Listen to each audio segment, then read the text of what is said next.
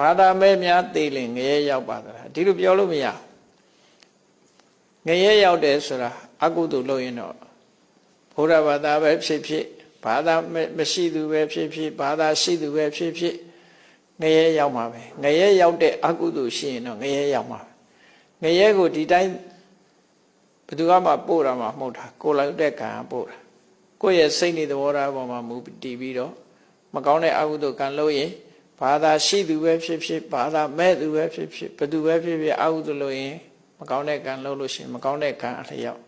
ငရဲရောက်နိုင်တယ်ပေါ့မြတ်စွာဘုရားဟောတာပါဏာတိပါတောနိရိယတောင်းတဏိကော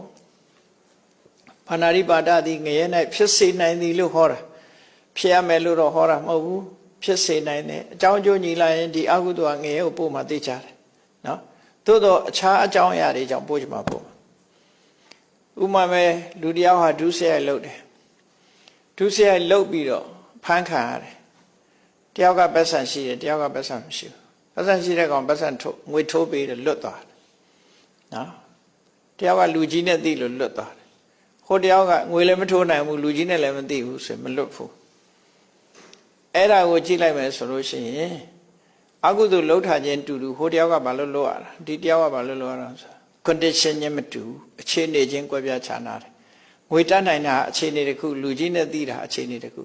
လူကြီးနဲ့မသိဘူးငွေမတတ်နိုင်ဘူးဆိုရင်လည်းဒါအပြစ်ခံရတာတယ်ထို့အတူပဲနော်အကုသိုလ်လှုပ်တိုင်းအကုန်လုံးငရဲကြလားဆိုလူတယောက်ကအကုသိုလ်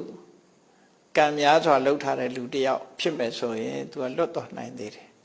သူ့ရဲ့အခြေအနေကကောင်းတယ်သူကစိတ်ကောင်းနှလုံးကောင်းရှိတယ်ကောင်းတဲ့အလုပ်တွေအများကြီးလုပ်တယ်တခါတရံသူကစိတ်လိုက်မှပါမကောင်းတာလုပ်မိတယ်အဲ့လိုပုံကိုမျိုးကြတော့သူကလျှော့ပါသွားသေးတာပဲဒါကကံကြမ္မာမှာကံတစ်ခုတည်းနဲ့မဆုံးဖြတ်ရဘူးပတ်ဝန်းကျင်အခြေအနေတွေပေါ်မှာမူတည်တယ်ဆိုတာမှတ်သားရမှာဖြစ်တယ်ပေါ့ပြီးတော့မကောင်းမှုလုပ်တယ်ဆိုတဲ့နေရာမှာလည်းပဲဆန္ဒချင်းကွဲပြားခြားနာတတ်သေးတယ်ကြိုးစားအထောက်မှုခြင်းနဲ့ကွဲပြားခြားနာတယ်ကုသိုလ်လုပ်ရင်လည်းထို့တူပဲဆန္ဒချင်းဝိရိယချင်းစိတ်နေသဘောထားချင်းကွဲပြားခြားနာတယ်လို့အဲ့ဒီကွဲပြားခြားနာမှုကြောင့်